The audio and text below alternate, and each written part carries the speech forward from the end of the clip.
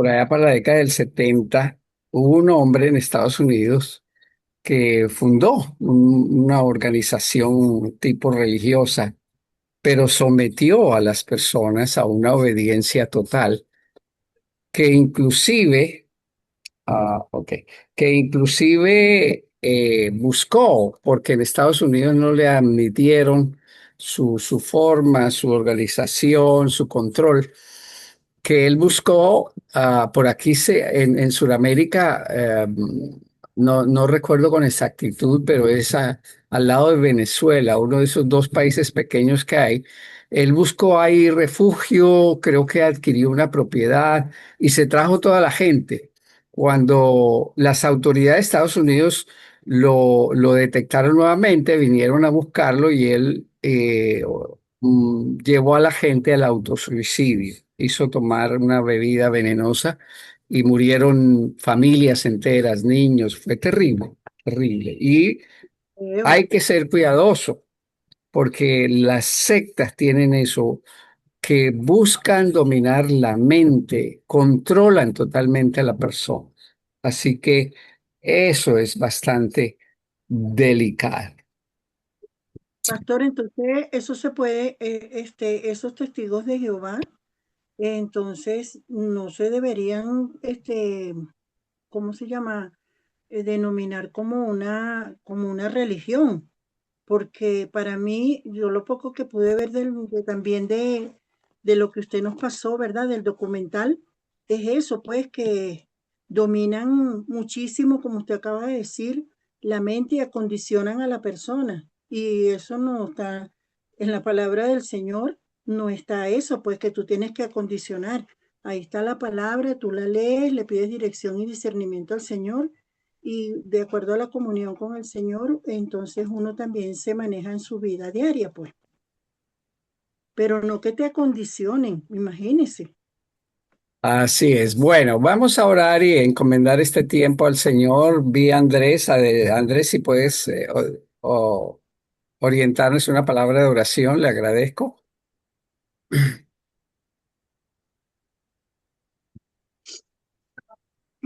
¿Tú puedes? Andrés se fue. Bueno, entonces, hermana Luz, por favor, diríjanos en oración. Gracias. Buenas noches para todos, pastor. Dios le bendiga, guarde, proteja para cada uno de ustedes y de sus familias. Qué bendición este momento, reunirnos para aprender de las Sagradas Escrituras. Entonces vamos a orar. Señor y Dios, Padre bueno, gracias por tantas bonitas bendiciones a cada momento, por sus cuidados, protección divina para cada uno de nosotros, de nuestras familias, de sus pastores, diáconos, misioneros.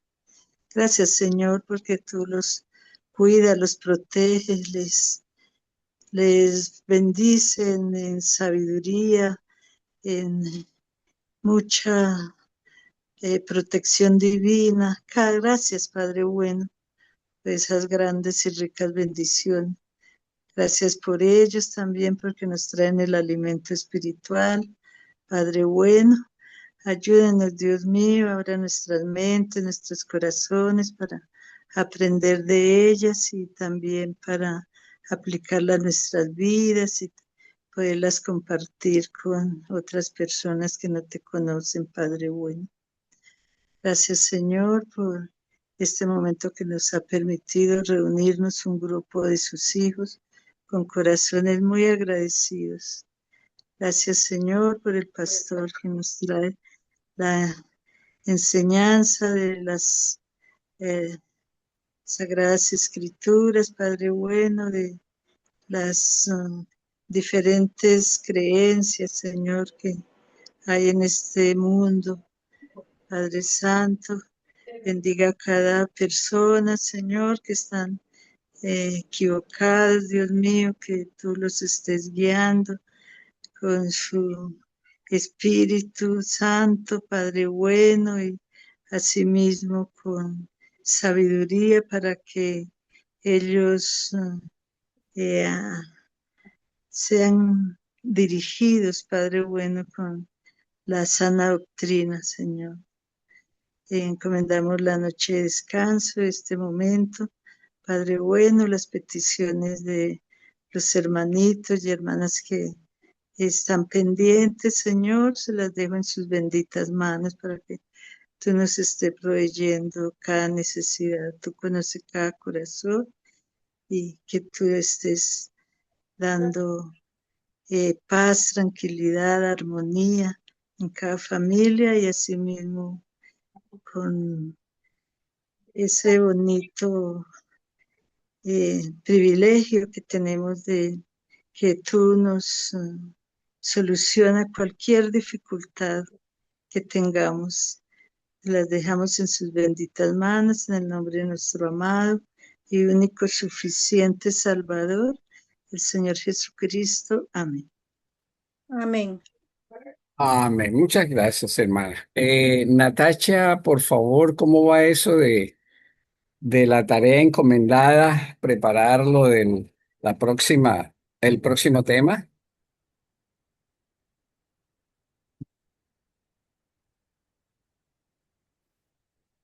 Se me fue Natacha. Bueno, bien. Vamos entonces a mirar algunos aspectos que tienen que ver con las herejías, es decir, la manera como ellos se interpretan o como establecen sus bases sobre lo cual creer y sobre lo cual consideran deben someterse cada uno de sus miembros. Entonces aquí tenemos eh, esta idea. Inicialmente tenemos este aspecto y es la Biblia que fue traducida por ellos. Aquí ustedes notan en la imagen, traducción del Nuevo Mundo de las Escrituras. Nuevo Mundo, eso es un término muy propio, porque ellos consideran que ya se está viviendo y se espera que se perfeccione el Nuevo Mundo. Pero aquí, inicialmente, lo que vamos a considerar es que ellos hicieron una traducción propia de las escrituras y, por supuesto, lo hicieron para poder soportar sus enseñanzas. Recordemos que en la juventud del fundador, él estuvo en los adventistas del séptimo día. Y es interesante, inclusive hay por ahí un material de un estudio en el que comparan las doctrinas, algunas doctrinas concretas de los adventistas con las doctrinas de los testigos de Jehová. Es decir, hay coincidencias. ¿Por qué este fundador de los testigos salió de allá? Cuando niño y joven, él estuvo allí siendo miembro y luego consideró todas las iglesias, todas las religiones no son verdaderas. Yo necesito con un juicioso estudio personal establecer la verdadera iglesia. Y es a partir de ahí que él empieza. Recordemos que les mencionaba que el fundador de los mormones también partió de ese hecho. No, todas las religiones que hay en este momento no son verdaderas, no son cristianas, no son bíblicas, así que necesito arreglar eso. Y así nacen los testigos. Y por eso, para poder sustentar sus puntos de vista eh, sobre Dios, sobre Cristo, sobre el Espíritu Santo y sobre otros aspectos importantes de la fe, ellos tenían que soportarla para que pudieran tener una base y es su propia traducción de las escrituras. Para ellos, la Biblia católica romana, que es una traducción lo más fiel posible, como la Biblia Reina Valera revisada y otras versiones en español para nosotros, para ellos esas Biblias no son buenas. Ellos necesitaban arreglar esas traducciones y eso lo hizo este señor. Pues bien, en- no, Smith es el de, José Smith es de los mormones, que también hizo algo parecido.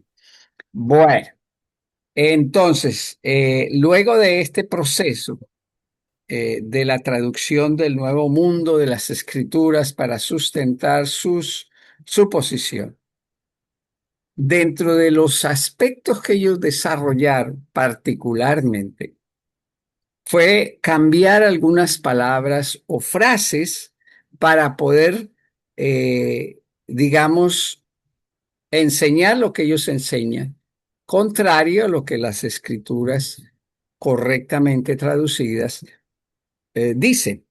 Entonces cambiaron algunas palabras y cambiaron algunas frases que le permitieran respaldar doctrinas exclusivas de ellos.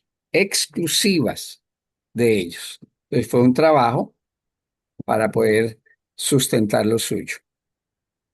¿Sobre qué inicialmente podemos mirar que hicieron ellos en la traducción con la finalidad de soportar lo que ellos piensan? Recordemos, para ellos, la persona de Cristo, el Señor Jesucristo, no es Dios, es un ser angelical, un arcángel que vino a este mundo, pero él no es Dios. Por lo tanto, es un ser espiritual que también necesitaba de ese proceso que ellos consideran que debe tener las personas. Aunque ellos tienen fe en el sacrificio de Cristo, pero recuerden, no creían que Cristo era Dios. Ahora, dentro de ese aspecto, hay que señalar, y en estos días hemos estado compartiendo sobre el Evangelio de Juan. Eso es muy importante, poder adentrarnos a ese Evangelio. Juan parte considerando, en el principio era el verbo, y el verbo era con Dios, y el verbo era Dios. Entonces, eso está sentando las bases, está presentando la persona de Cristo, la divinidad de Cristo. Cristo es Dios.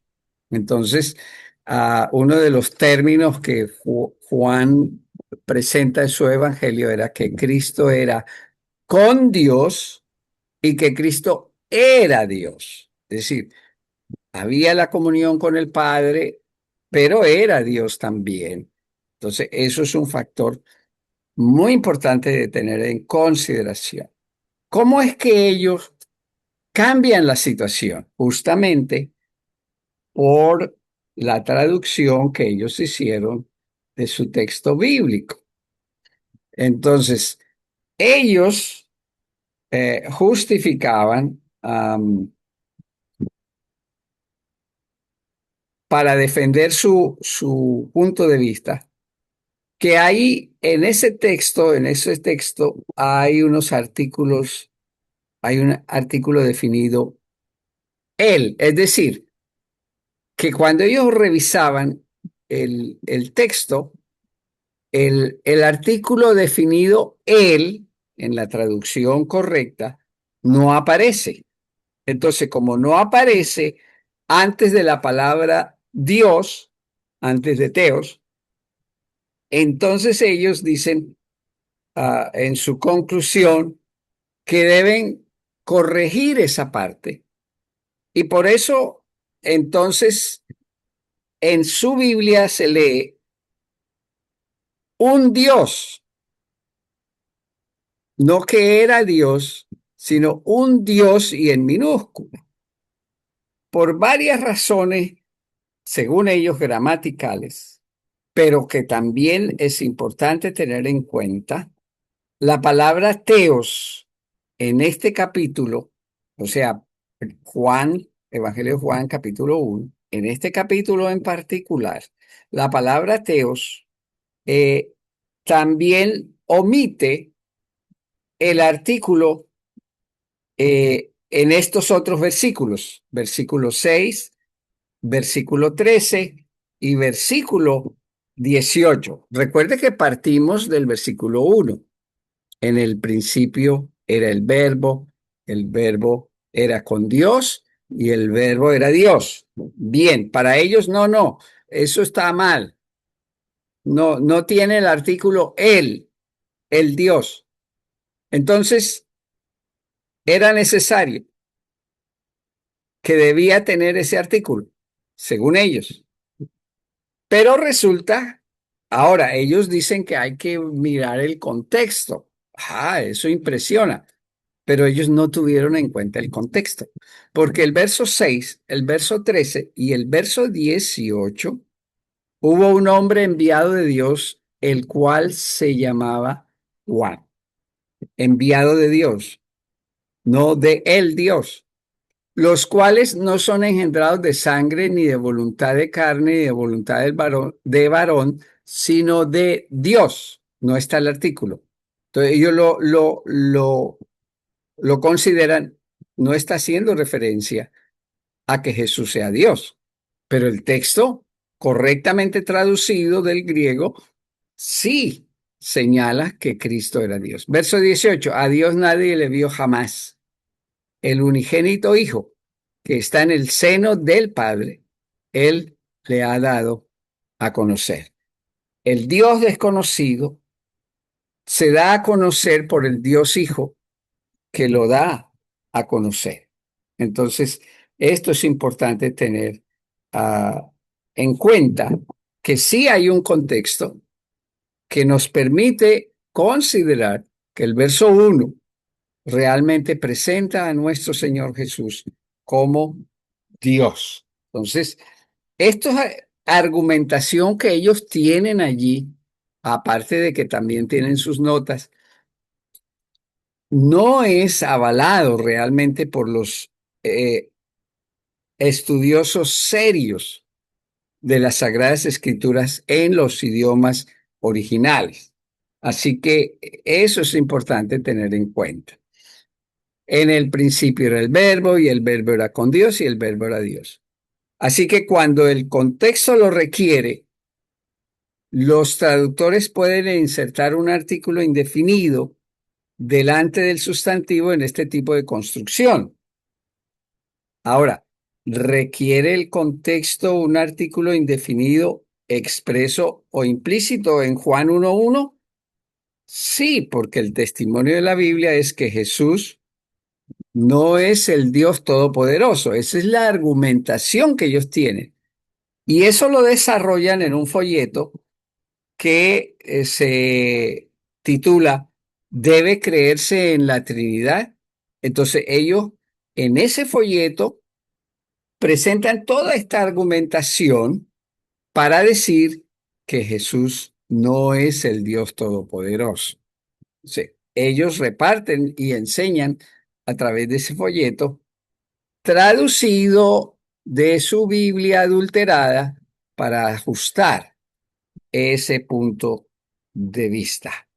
Así que, como les señalaba, para ellos, aquí dice que el contexto es importante, pero no lo tuvieron en cuenta, como acabo de explicar, para señalar que realmente la Biblia está diciendo que Jesús es Dios.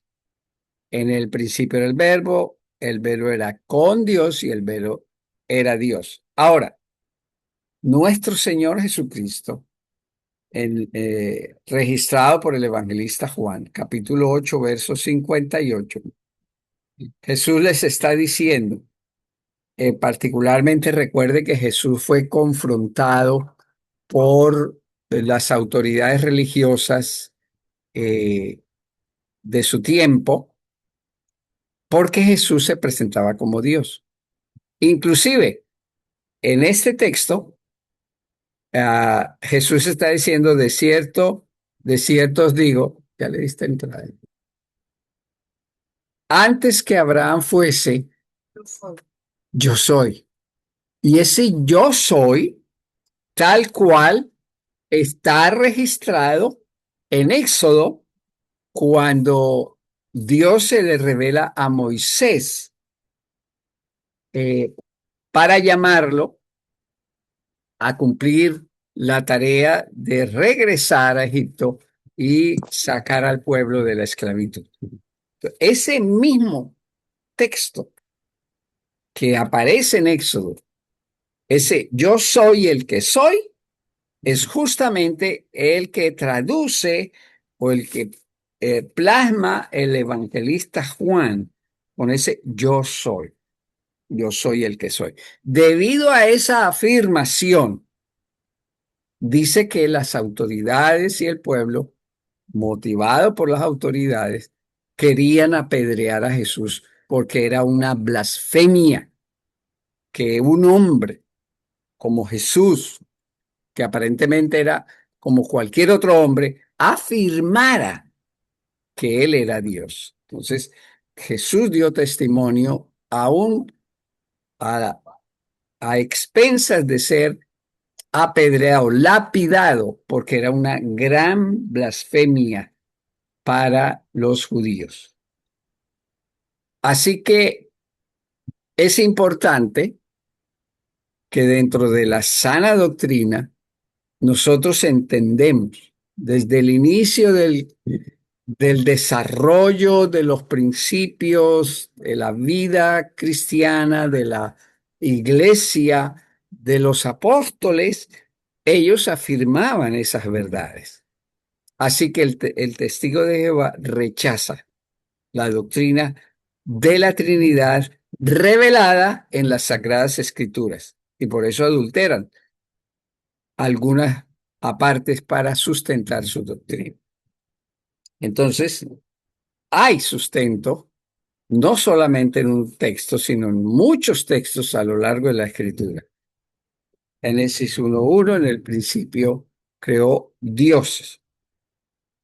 En Juan 1:3, en Job, etcétera, etcétera. Entonces, vamos a encontrar que hay suficientes textos que afirman que Dios, desde el principio, desde el primer versículo de la Escritura, se revela como la Trinidad, como Dios Padre, Dios Hijo y Espíritu Santo. Entonces, es muy importante considerar esta doctrina que es base fundamental de nuestra fe, pero que los testigos de Jehová rechazan. El Padre es Dios, Jesús es Dios, el Espíritu Santo es Dios. Ellos niegan esto. Ellos niegan, Jesús no, Él no es Dios. El Espíritu Santo tampoco es Dios. Así que solo hay un Dios, pero no consideran la Trinidad. Es importante tener en consideraciones.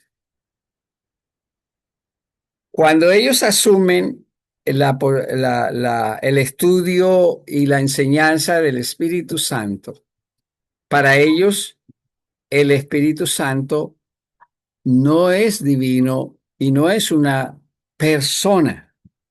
Entonces, es interesante porque ellos hablan de que el Espíritu Santo es el poder de Dios en acción, que el Espíritu Santo es la fuerza activa de Dios. Eso es lo que ellos enseñan de la persona del Espíritu Santo. Pero la Escritura nos habla. Es decir, en Hechos, el Espíritu Santo habló. En Romanos, Pablo dice que el Espíritu Santo intercede, y eso no lo hace la fuerza activa, sino la persona. Dice Pablo en Efesios que el Espíritu Santo se puede entristecer, y esto solamente es facultad de una persona. Inclusive en Hechos encontramos que el Espíritu Santo da órdenes a los apóstoles. El Espíritu Santo tiene voluntad propia. Dice que Él reparte los dones como Él quiere. Y es el Espíritu Santo quien reparte sus dones a cada uno como Él quiere. Entonces expresa su voluntad. Pablo en Romanos manifiesta que el Espíritu Santo ama y en Apocalipsis Juan dice que el Espíritu Santo invita. Entonces son facultades de una persona, de la persona divina del Espíritu Santo. El Espíritu Santo es omnipresente, el Espíritu Santo es omnipotente, es omnisciente y es eterno. Entonces, todo esto, enseñado por las Sagradas Escrituras, nos presentan a la persona del Espíritu Santo. Bien, ahora, cuando nosotros vamos a hablar de la salvación, ellos, los testigos, enseñan, bueno, Cristo fue un ser espiritual, un arcángel que vino, pero lo que tenemos que entender, porque ellos dicen que el Espíritu Santo fue un ser creado,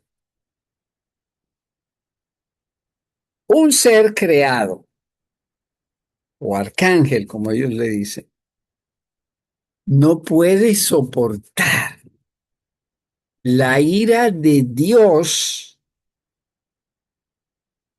por los pecados. Entonces, un arcángel no podría haber soportado toda la ira de Dios volcada sobre Jesús por razones del pecado humano. Entonces, esto es algo que es muy importante tener en cuenta. No puede un arcángel o un ser creado ser salvador. Tampoco un arcángel o un ser creado puede aceptar la adoración. Y esto es otro aspecto importante que muestra la divinidad de Cristo, que fue adorado y él aceptó la adoración. Mientras que en el libro de Apocalipsis o Revelación, Juan, que está recibiendo la revelación de Dios de los acontecimientos futuros, se inclina para adorar al ángel que le está transmitiendo el mensaje divino y el ángel lo rechaza, le llama la atención. No, usted no puede adorarme, yo soy una criatura, al único que hay que adorar es a Dios. Entonces, si este ángel de Apocalipsis no aceptó la adoración de Juan y Jesús la aceptó, significa que Jesús no fue un ángel o arcángel, sino que es Dios, digno de toda adoración. Entonces tenemos las citas de Filipenses 2:9 al 11 y Apocalipsis 5:12 al 14, donde nos muestra la adoración a nuestro Señor Jesucristo como Dios. Bien, seguimos en nuestro proceso de la salvación, lo que ellos piensan.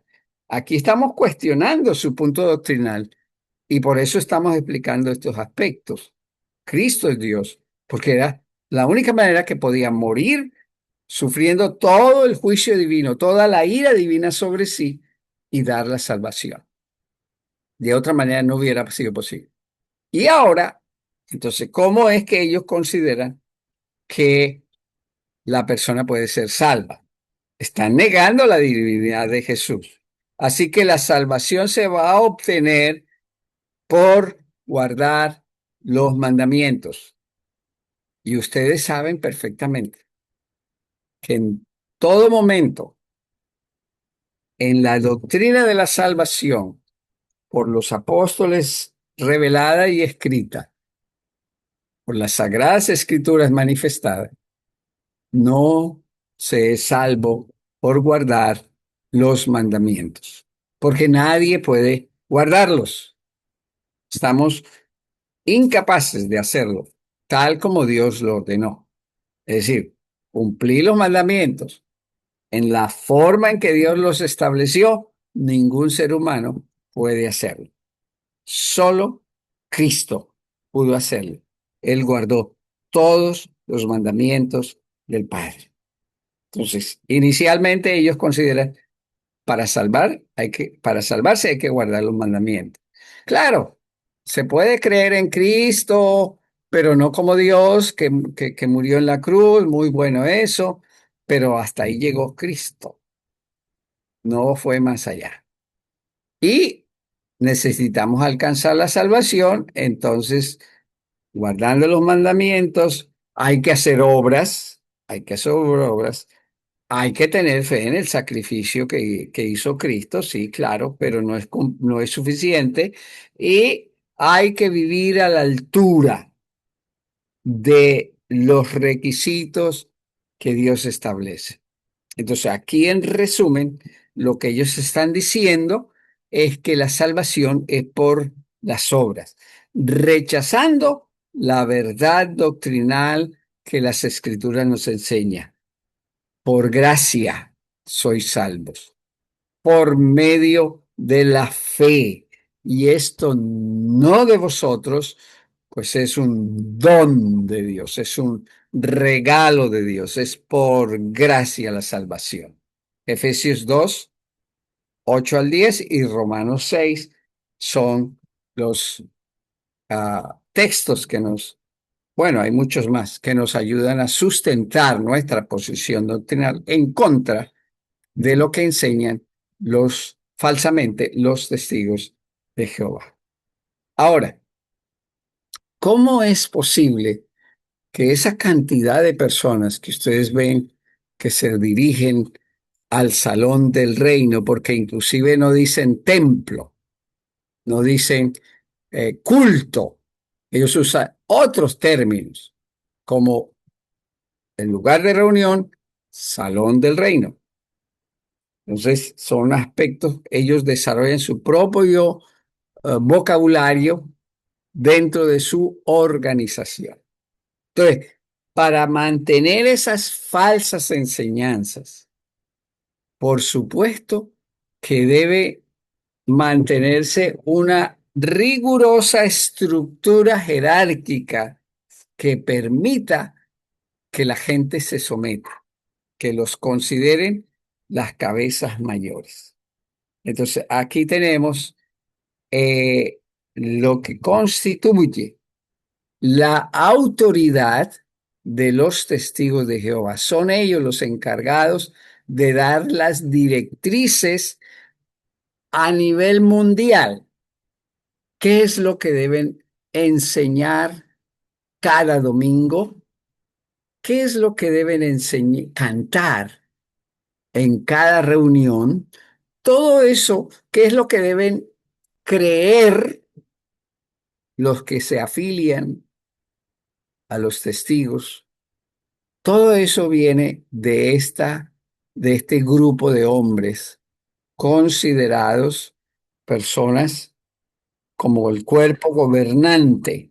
Y dicen que como cuerpo gobernante ellos son ungidos, son cristianos ungidos, y por eso tienen la autoridad. Para el testigo de Jehová, eso es lo que declara. Eso es su estructura organizativa y jerárquica. Ellos son los que disponen de todo. Bueno, esta foto la tomé de la página de ellos y yo solicité cuál es el último, la última cuerpo gobernante, y esta es la imagen que tienen. Y estos son los nombres de cada uno de las personas que integran el cuerpo gobernante, la autoridad máxima, lo que ellos decretan como verdad, lo que ellos consideran la gente debe someterse alrededor del mundo. Y aquí tiene la definición de ellos mismos. ¿Qué es el cuerpo gobernante de los testigos de Jehová? El cuerpo gobernante es un pequeño grupo de cristianos maduros que dirigen la Organización Mundial de los Testigos de Jehová. Su función es doble: supervisar la preparación de la información bíblica, según ellos, que aparece en las publicaciones y que se presenta en las reuniones y en las escuelas de los testigos de Jehová, y tienen una cita bíblica. Lo que ellos definan es lo que se hace a nivel mundial. Pues bien, cuando sus miembros, sus afiliados, no se someten a lo que ellos consideran deben creer y deben seguir, entonces van a ejercer lo que en algunos medios llaman disciplina, que es reprensión, ostracismo y expulsión, lo que estábamos hablando al comienzo de la clase, con el artículo que ustedes pudieron ver o el documental que pudieron ver por elaborado por el periódico El País de España. Claro, fue dentro del mismo país que elaboraron ese documental. Reprimen, inhiben, aíslan e inclusive destierran a las personas que no se someten enteramente a lo que ellos ordenan. Anulan, anulan a la persona. Es lo que diga este cuerpo gobernante. Si no se someten, entonces lo eliminan lo separan por completo. Y inclusive, ya vamos a desarrollar esto, ni siquiera ellos pueden tener sus propios conceptos, sino que tienen que someterse a lo que este cuerpo gobernante diga que deben creer y deben hacer. Cuando la clase pasada hablamos de cómo se organizaron y lo que se establecía y el material escrito que ellos desarrollaban para propagar y orientar a sus miembros. Las personas que no se someten a ellos van a ser acusados de deslealtad y de falta de fe. Ellos, desde muy temprana edad, en el seno de la familia y de las reuniones que ellos desarrollan con los niños, les enseñan, les dan la instrucción sobre estos principios, estas enseñanzas, y no tienen derecho a cuestionar, no tienen derecho a discutir las interpretaciones doctrinales que dieron sus líderes. Y si lo hace, es considerado como desleal y falta de fe. Así que la lealtad a la organización es valorada por encima de la libertad individual del pensamiento.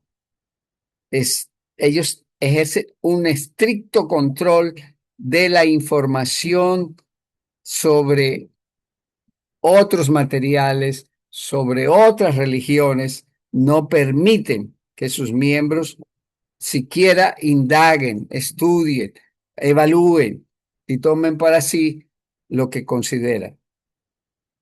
Hacer eso de siquiera recurrir a un tipo de literatura diferente a la de ellos, se considera apostasía. Está prohibido para ellos, para sus miembros, formar su propia opinión. No pueden hacerlo porque si no, serán acusados. Si ellos llegan a hacer eso, si un miembro empieza a estudiar las escrituras, empieza a cuestionar lo que ha estado creyendo de lo que le han enseñado, comparado con la verdad y viendo la diferencia, entonces es expulsado. Y cuando ellos hacen eso, eh, ellos presionan de tal manera que la gente hasta se enferma. Bueno, recordemos que su fundador dijo que el Señor Jesucristo vendría a establecer su reino en 1914. Llegaron, llegó la fecha de 1914 y no ocurrió nada, entonces arreglaron el asunto. Las personas que cuestionaron esa falsa profecía, naturalmente fueron expulsados. Así que son capaces de ejercer un impacto psicológico profundo sobre los que desobedecen y abandonan la organización. Adelante, Natacha.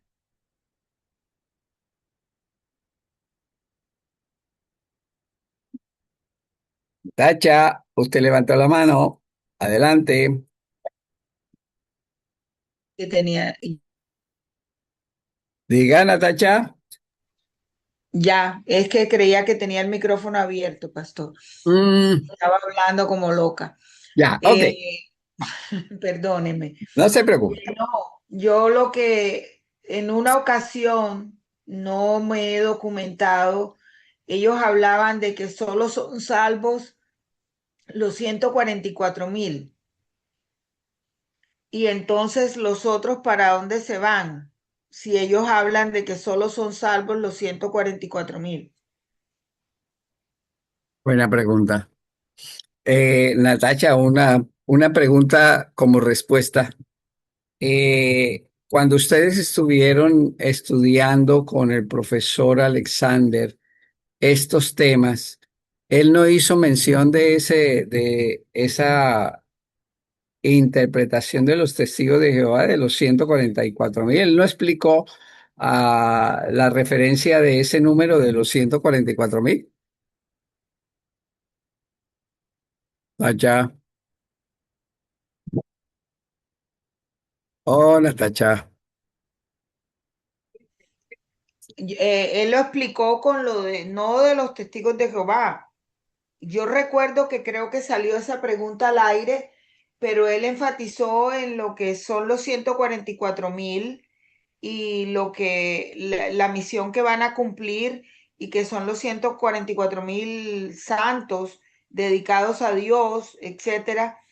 Pero que me acuerde que él haya mencionado específicamente lo de los testigos de Jehová, no me acuerdo, pastor. Ok, bueno, entonces, de acuerdo a lo que el profesor Alexander mencionó, es que estos 144,000 tenían una misión especial en la tierra, no Sí, que eran separados y salvos únicamente ellos, ¿verdad? son los santos, los separados, es decir, de santificación. Sí, pero tenían una misión especial ellos, ¿no? Sí, señor. Exacto, ok. Bueno, fíjese usted que en cierta forma, tengo que revisar mejor, pero por lo menos el concepto que ellos tienen es que ciertamente esos 144,000 son los escogidos de entre todos los testigos de Jehová y el resto sí tengo que revisarlo bien. Pero para ellos son testigos de Jehová esos 144,000. Esa es la interpretación que le dan a ese texto. Bueno. Entonces aquí vemos que cuando se desobedece a la organización, cuando la abandonan, entonces van a sufrir una serie de, digamos, respuesta de la autoridad de ellos, como la expulsión al al grado de la desasociación que ellos van a tener como medida disciplinaria a estas personas que no se han sometido a sus normas, inclusive normas doctrinales o normas morales también. Hay una exclusión formal. Usted ya no pertenece. A eso le sigue un total aislamiento. Orientan a sus afiliados a que esa persona que ha sido expulsada, excluida formalmente, debe ser aislada completamente. No debe haber ningún contacto con esa persona excluida. Inclusive los miembros de su propia familia, que son miembros de los testigos de Jehová, no deben tener contacto con él, ni sus amigos, y por supuesto, ni los demás miembros de esa secta. Son excluidos totalmente.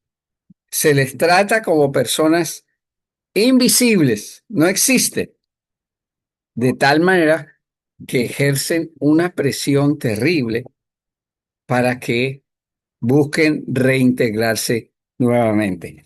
Y lo que mencionábamos del video ah,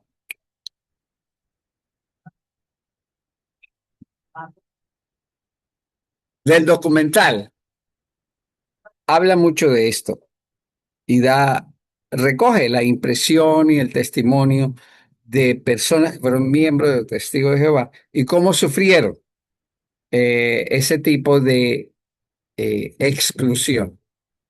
Así que caen en sentimientos de alienación, de soledad y de rechazo total. Hasta allá los llevan con la finalidad de que regresen, de que vuelvan, de que se reintegren a, a su organización. Básicamente, como ustedes se dieron cuenta, mencionamos sobre la organización, sobre la autoridad, sobre aspectos doctrinales que van en contra de las verdades bíblicas y que son realmente herejías en las cuales ellos creen y someten a todos los participantes a ese tipo de enseñanzas que se constituyen en sus creencias. Preguntas sobre el tema, adelante.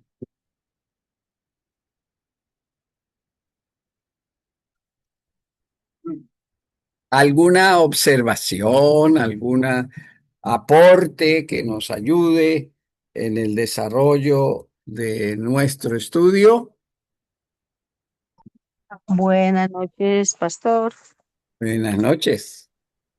Sí, pastor. Yo hasta donde tengo entendido, los testigos de Jehová también tienen un grupo que le llaman el grupo de los ancianos, que ellos son personas ya adultas, mayores, quienes son quien toman las decisiones de lo que usted estaba explicando. Es el grupo de ancianos.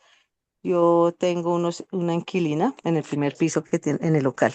Ella es testigo de Jehová y ella me comentaba eso. Las decisiones cuando cometen una falla, un error, no están de acuerdo. Efectivamente, el grupo de ancianos son quienes toman la decisión de apartarlos. Y lo que decía usted es muy cierto, que ni la misma familia puede hablarles, volverles a hablar o tener algún contacto con ellos. Em, Algo que pues o sea, a uno no le parece. Como también yo le preguntaba que cómo era posible que un familiar, una enfermedad grave y que tuvieran que hacerle transfusión de sangre, tampoco lo permiten. Prefieren que la persona fallezca, pero ellos no permiten que también haya transfusión de sangre porque no creen en ello. Entonces sí es muy complicado y difícil y pues a veces no se entiende porque esta señora, ella primero perteneció a otra denominación, otra iglesia, que ya era diferente de lo que se creía. No sé por qué motivo tomó esa decisión tan drástica de cambiar. Pero eso sí, son fieles en repartir tratados y ellos hacen reuniones cada 3 meses, tienen un lugar en Cota donde se reúnen y de verdad me sorprende porque son tan fieles que eso desde las 4 de la mañana se van al viaje y son un fin de semana completo que lo hacen por iglesia porque no caben tampoco todos en el lugar. Entonces lo que decía el pastor es muy cierto. Entonces ese sería mi apunte de que ellos tienen grupos de ancianos, quienes son los que determinan qué es lo que deben hacer con la persona que no esté de acuerdo o lo que tengan que decir allí. Gracias, hermana. Muchas gracias por su aporte. Sí, creo que ha sido interesante que se conocen personas. Hay a nuestro alrededor personas que practican esta religión y que se someten a todo esto. Sí, así es. Pastor, pastor, una pregunta. Entonces, para los testigos de Jehová, escuché cuando la hermana Natacha hablaba de los 144, ¿verdad? Esos 144 personas son las que van a ir al cielo y las demás. O sea, fueron esas 144 personas que consiguieron prácticamente como decir su boleta o su boleto para ir al cielo. ¿Y qué pasa con las demás personas? Porque de pronto ellos sí y qué pasa con los demás? Sí, yo creo que, bueno, yo no voy ¿cómo se llama? A adivinarles en el sentido de la respuesta. Eh, Estoy buscando en mis notas para tratar de recordar sobre lo que ellos tienen como fundamento ese número y quiénes son, sobre qué papel desempeñan dentro de su organización y qué va a pasar con los demás. Por eso me permiten, yo trato de buscar esto. Bueno, como ya se nos acabó el tiempo, hermanos, yo voy a enviarle la respuesta al grupo sobre el interés que tenemos de conocer el, ¿cómo se llama? El número particular eh, sobre la posición que ellos asumen y la interpretación particularmente. Eh, Dentro de las cosas que ellos dicen creer, cuando hablan del cielo, lo que ellos definen, eso es sacado de la página de ellos, dice que Jehová, Jesucristo y los ángeles fieles viven en la región espiritual, aunque a los ángeles malvados se les echó del cielo, continúan viviendo en la región espiritual. Ahora sigue, un número relativamente pequeño de personas, un total de 144,000, resucitarán en el cielo para gobernar con Jesús en el reino. Es decir, lo que ellos están diciendo de esos 144,000 son los que resucitarán para gobernar con el Señor Jesús. Fíjese usted qué interesante. esos 144.000, dicen ellos, resucitará en el cielo para gobernar con Jesús en el reino. Y ellos tienen citas de donde consideran, sustentan esta posición. Daniel, Timoteo y Apocalipsis. Cuando hablan de la tierra, dice que Dios la creó para que la humanidad viviera allí eternamente y que Él bendecirá a las personas obedientes con salud perfecta y hará posible que vivan para siempre en un paraíso en la tierra. Miren ustedes lo que ellos creen, la interpretación que dan a las escrituras, porque las citan. Entonces es muy importante tener en cuenta. Entonces, creo que ya resolví la pregunta sobre los 144.000. Mire usted la posición que ellos tienen sobre ese número particular. Eh, cuando ellos hablan de la maldad y el sufrimiento, dicen que la Biblia explica que un ángel se rebeló contra Dios. Entonces empezaron a existir la maldad y el sufrimiento. Y citan Juan 8:44. Este ángel que después de rebelarse se le conoció como diablo y Satanás, convenció a la primera pareja humana para que se uniera a él. Las consecuencias para sus descendientes fueron desastrosas. A fin de resolver las cuestiones morales que Satanás hizo surgir, Dios ha permitido la maldad y el sufrimiento por un tiempo, pero no dejará que continúen existiendo para siempre. Y mire, cuando hablan de la muerte, cuando una persona muere, deja de existir. Los muertos, dicen ellos, no están sufriendo en ningún infierno de fuego. Miles de millones de personas que han muerto volverán a vivir cuando Dios los resucite. Sin embargo, quienes hayan sido resucitados y no quieran aceptar las normas de Dios serán destruidos para siempre y nunca más podrán volver a vivir. Esa es la interpretación que da. Mire usted que para ellos va a haber otra oportunidad de las personas que no son salvas. Volverán a vivir, pero si se mantienen en esa posición, entonces serán extintos eternamente. Ya dejarán de ser, nunca más serán. Cosa contraria a lo que nos enseñan las escrituras. Entonces, básicamente hay muchos otros aspectos en los cuales ellos tienen su propia interpretación y su propia enseñanza, como dije, regulada ya por este cuerpo gobernante. Bueno, hermanos, gracias por acompañarnos. Tenemos ya la grabación para repasar. Si hay algún otro aporte o comentario, adelante, por favor.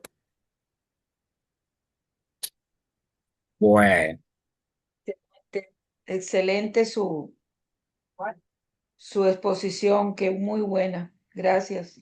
gracias, Natacha, por su generoso comentario.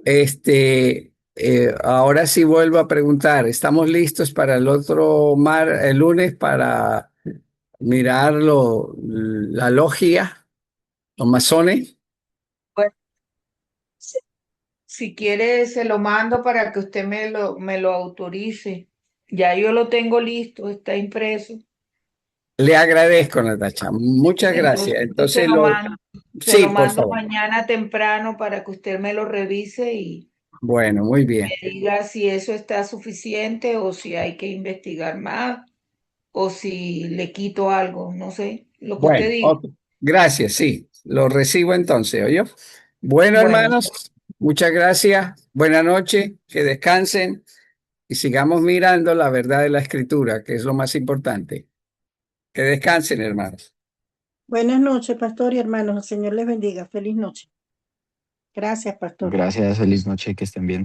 Andrés, me alegro.